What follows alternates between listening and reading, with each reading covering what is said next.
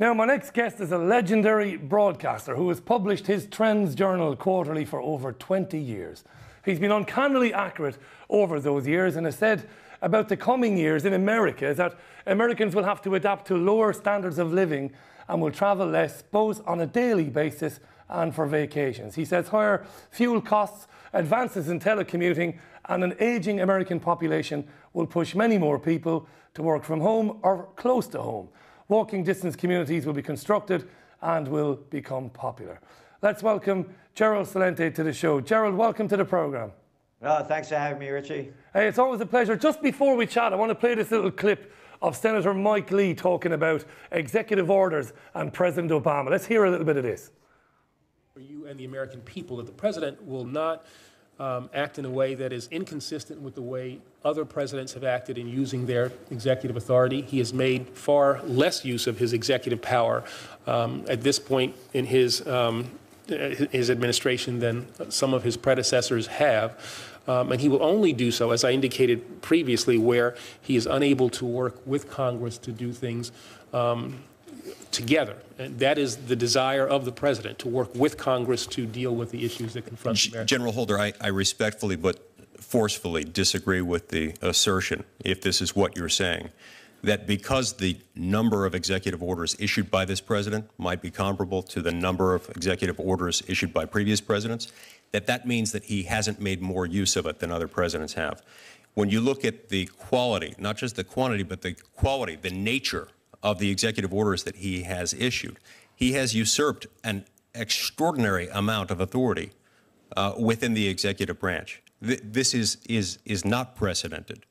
And I point to the delay, the unilateral delay, lawless delay, in my opinion, of the employer mandate as an example of this. And so, at a minimum, I think he owes us an explanation as to what his legal analysis was, particularly given the fact that it's difficult to imagine who's got standing to challenge this.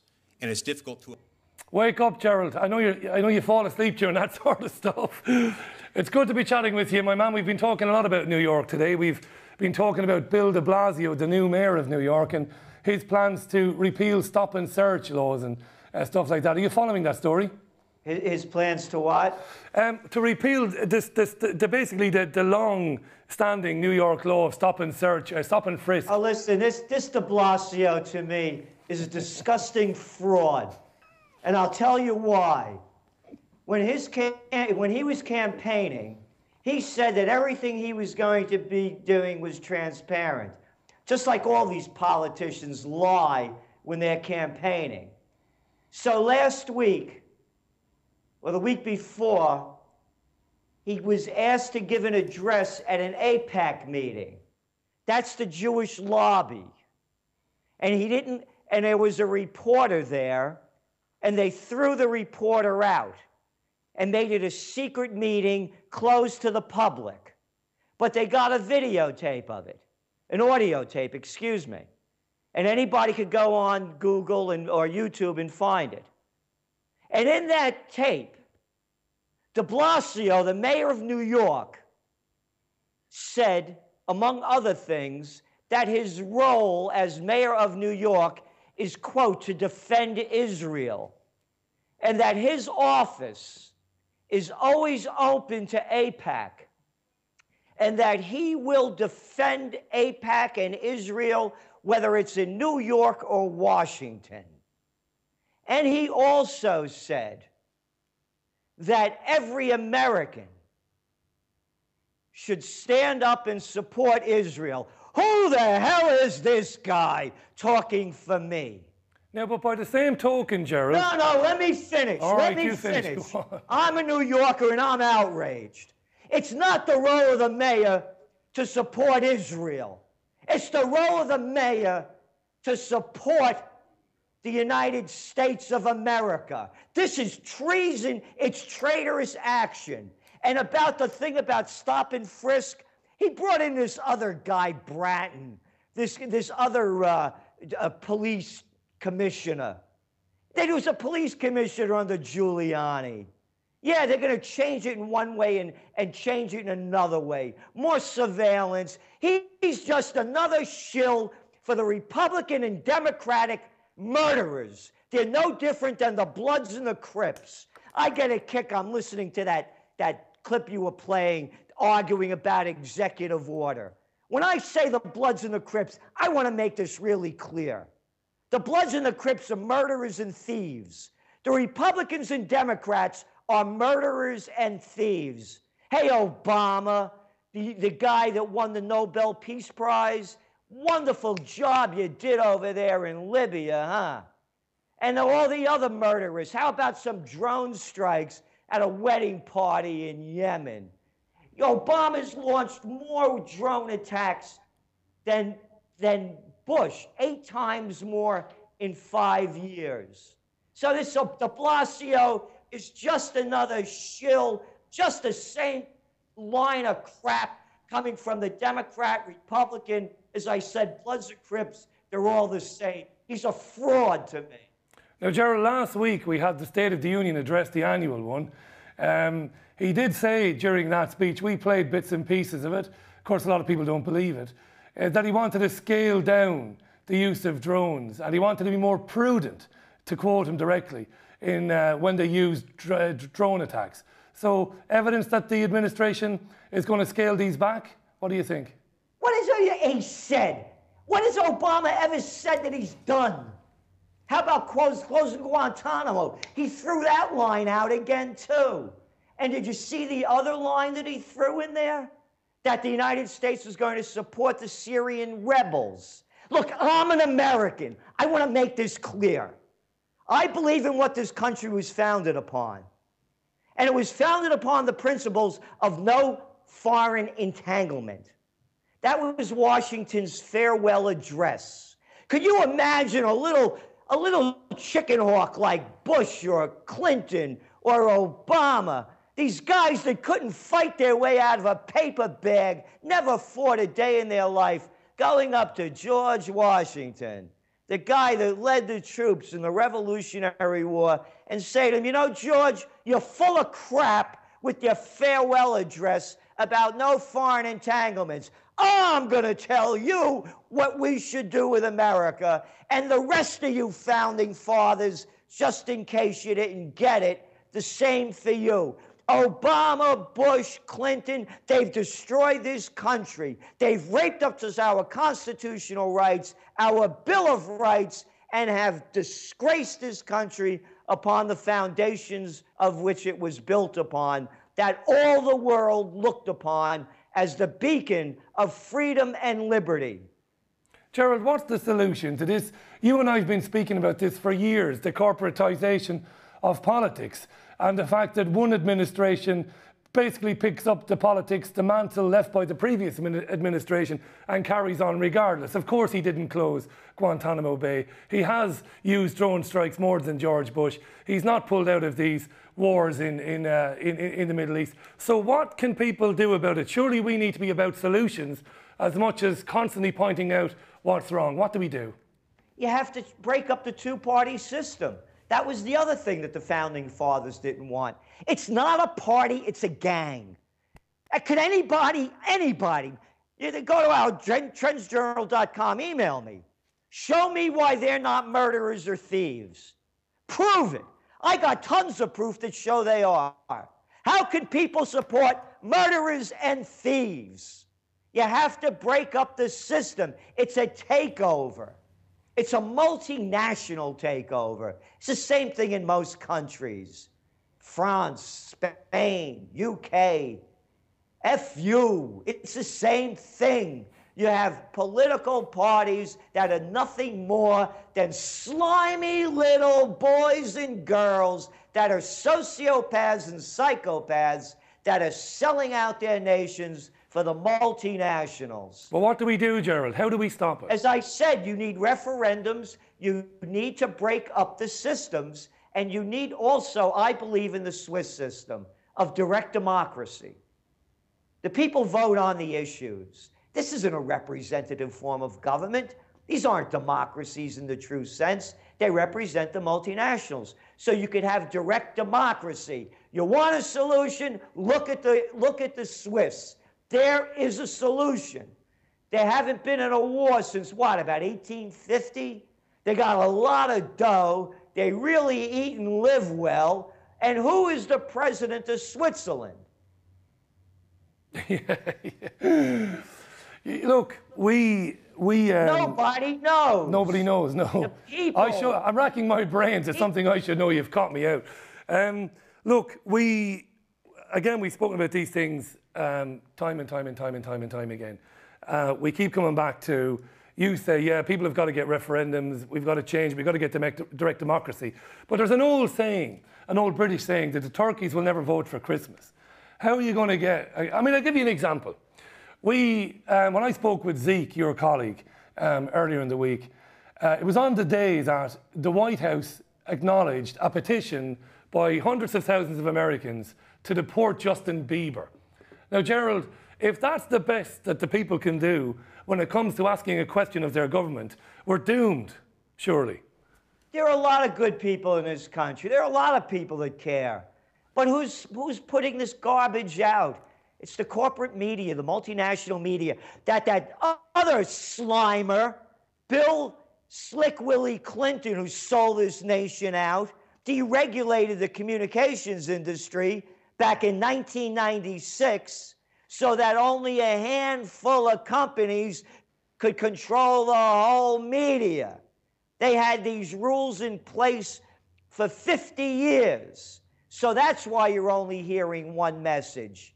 Because of people like Clinton, people like Bush, people like Obama that have sold this nation out to the multinationals. There are a lot of people that care. I mentioned the TrendsJournal in the opening. I've been subscribing to it for years. It's terrific stuff. And as I mentioned, verifiably, you've been correct so many times. What can we expect in the rest of 2014, Gerald? I know you've been talking about this financial collapse that's going to be as bad or worse than anything we saw in 2008. You want to talk to us about that? That's going on in front of everybody's eyes. When they stopped it, when they started this tapering, which really meant stop funneling cheap money into the system, you saw it happening first. It hits the emerging markets, because the emerging markets emerged because when the cheap money came out of the U.S., it went into other countries. They call it a carry trade. So these gamblers, these hedge funds and banks and others, could then make more money by taking cheap money and bringing it into another country with higher interest rates and getting more on their return for their money and investment. Now that that flow has stopped, the money's flowing out of the emerging markets. So what are the results? They have to protect their currency, so now they're raising interest rates in India, in Turkey, in South Africa, in Brazil. Now get it. It's very simple. Anybody can understand it. The economies are going down, and now you're raising interest rates, which means it's going to cost more money to borrow. That's great for a slowdown, isn't it? It'll make it a lot worse. Then on the other end of it, China. They've done the same thing. They just call it something else. It's still quantitative easing in Chinese. So now they're raising their interest rates. They have this thing called the shadow banking, that they're estimating that 30 to 40% of the GDP is being built upon people that are borrowing money outside the central banks of China and their banking system to these so-called shadow banks, which we used to call, when I was a kid in the Bronx, loan sharks, because that's the kind of rates they're charging. Well, like the credit companies charge. So now they're facing a crisis. The ECB, the same thing. Interest rates are at all-time lows, and they're shoveling money into the banks. So as this stops, you're seeing the decline. Look what's going on in the emerging markets. They're crashing virtually. Look what's going on in Japan. Despite Abenomics, where they've increased the money supply with trillions of yuan, now the market's in bear territory after skyrocketing up 57%. This is all one big global Ponzi scheme, and it's collapsing as they're pulling the money out. What's it going to mean for conflicts in the Middle East, Gerald, and elsewhere around the world? What do we expect this year? Well, you can see the sociopaths and psychopaths in the United States and France and the UK keep talking up war with Syria by arming the rebels, And it's happening right here. We're hearing it from Secretary of State Kerry. And also, there's this other phony group out there. There's this guy, I forgot his name, but you could go on to Al Jazeera, and he did a story about hawks, and really in dove's clothing. That's not the title of it. So people like Human Rights Watch, they applauded Obama's, quote, humanitarian mission in Libya. And now they're doing the same thing. They're putting out this propaganda of, and I don't, you know, it's a mess over there in Libya, but the bottom line is it's none of our business. But they're saying, you know, now they're playing the role of the Syrian government atrocities, so that now they're calling for, again, quote, that humanitarian mission. So that's how they cloak this. And that's the same thing that the Nobel Peace Prize winner did with Libya, where they've killed, what, about 30,000 people, overthrew a sovereign country to save it, and now it's destroyed. Samantha Powers, Hillary Clinton, Susan Rice of the Obama administration, they are the ones that champion that war under the big lie of a humanitarian mission.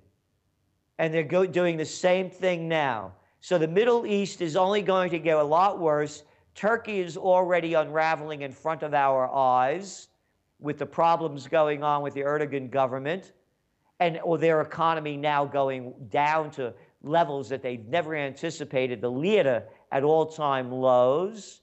You have destabilization, civil war in Bahrain, in Yemen, in Egypt. It's a military takeover, but in the United States, again, the sociopaths in charge, they will not call the military takeover in Egypt a military coup, so that the military-industrial complex can still sell Egypt with our money, the American people's money, $1.5 billion worth of arms. So there's basically a civil war brewing there. And again, I'm not taking sides, oh, the Muslim Brotherhood. No, it was a democratically elected, a democratic election. The military took over.